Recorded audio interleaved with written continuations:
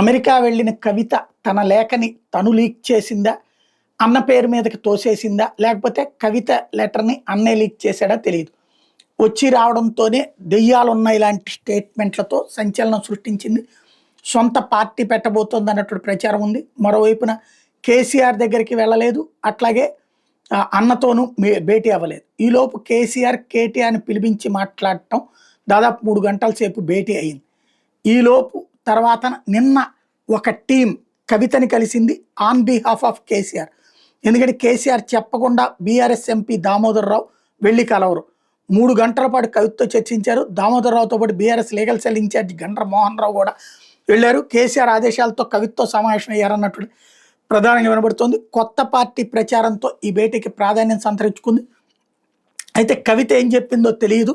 కానీ తాజాగా ఏదైతే కేటీఆర్కి ఏసీబీ విచారణకు రమ్మనమని నోటీసులు దాని మీద మాత్రం వ్యతిరేకిస్తా స్టేట్మెంట్ ఇచ్చింది.